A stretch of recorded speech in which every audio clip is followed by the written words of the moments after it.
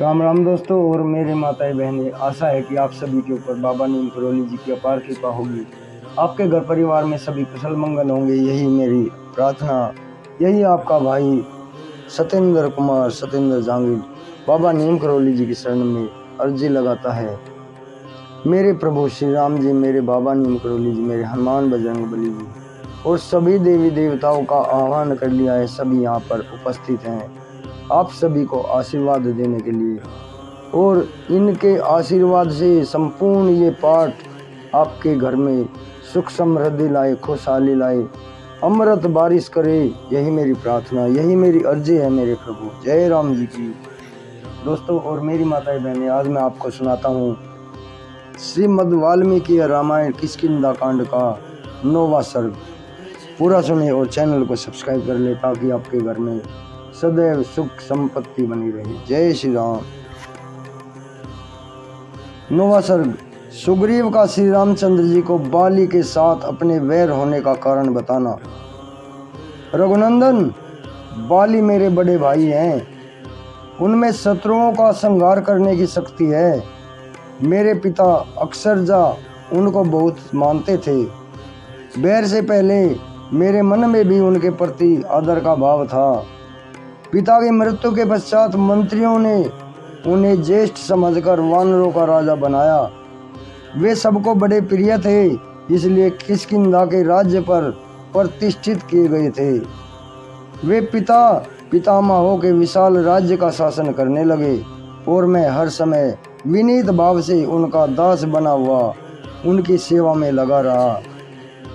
उन दिनों मायावी नामक एक तेजस्वी दानव था, जो मैं दानव का पुत्र और दुदुम्बी का बड़ा भाई था।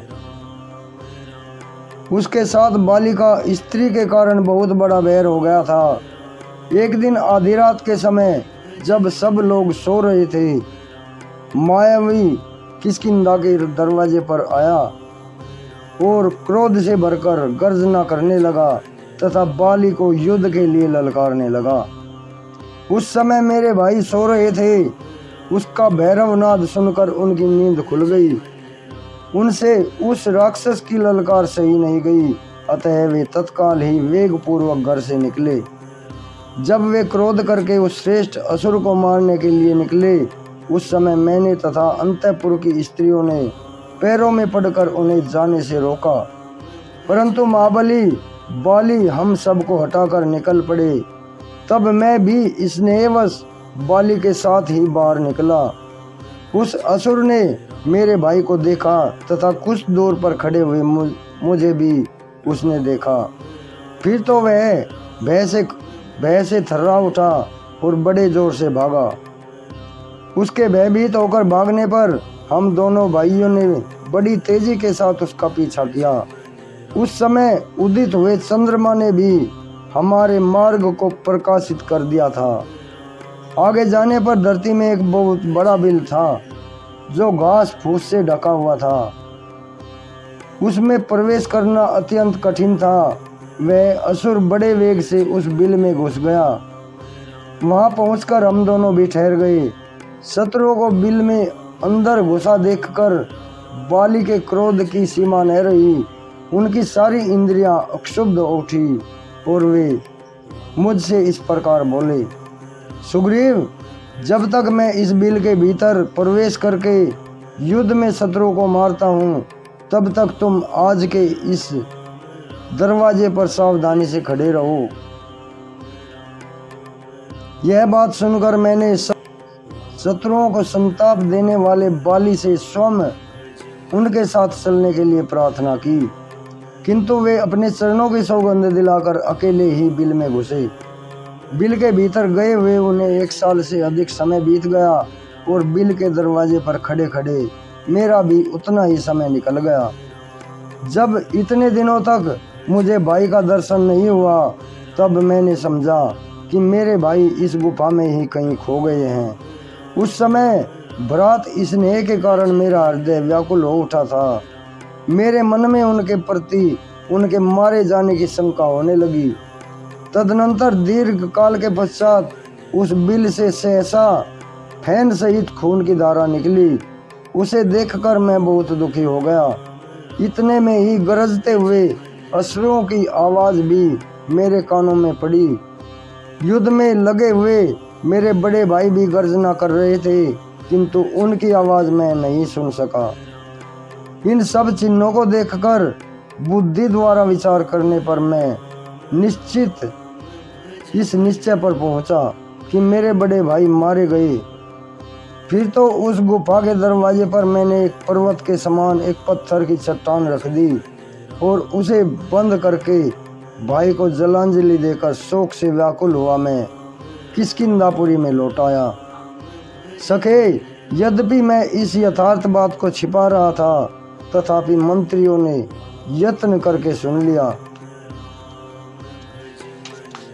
तब उन सबने मिलकर मुझे राज्य पर अभिषिक्त कर दिया। रघुनंदन, मैं न्यायपूर्वक राज्य का संचालन करने लगा। इसी समय अपने शत्रुभूत उस दानव को मारकर वानर राज बाली घर लौटे। लौटने पर मुझे राज्य पर अभिषिक्त हुआ देखकर उनकी आंखें क्रोध से लाल हो गई। मेरे मंत्रियों को उन्होंने कैद कर लिया और उन्हें कठोर बातें सुनाई। रघुवीर, यदि मैं स्वयं भी उस पापी को कैद करने में समर्थ था, यद्यपि मैं भी स्वयं उस पापी को कैद करने में समर्थ था, तो भी भाई के प्रति गुरु भाव होने के कारण मेरी बुद्धि में ऐसा विचार नहीं हुआ।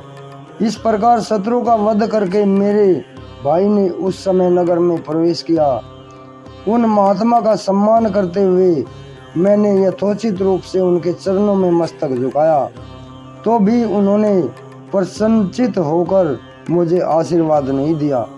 प्रभु, मैंने भाई के सामने झुककर अपने मस्तक के मुकुट से उनके दोनों चरणों का स्पर्श किया, तो भी क्रोध के कारण बाली ने मुझ पर प्रसन्न होकर आशीर्वाद नहीं दिया। इस प्रकार श्री वाल्मीकि निर्मित आस रामायण आदि काव्य के किष्किंधा कांड में 9वां सर्ग पूर्ण हुआ। जय श्री राम, जय हनुमान जी की जय। बाबा नीम करोली महाराज। दोस्तों और मेरी माताएं बहनें, ये 9वां सर्ग पूर्ण हुआ है रामायण का किष्किंधा कांड का, और कल मैं आपको इसका 10वां सर्ग सुनाऊंगा। भाई के साथ बैर का कारण बताने से प्रसंग में सुग्रीव का बाली को मनाने की और बाली द्वारा अपने निष्कासित होने का वृतांत सुनाना। कल भी सुग्रीव भगवान श्री राम को अपनी बाली की कथा ही सुनाएंगे। अभी आज्ञा लेता हूँ। जय राम जी, जय बाबा नीम करोली महाराज। प्रभु सबके ऊपर कृपा करो, सबके कष्ट हरो। जय राम, जय राम।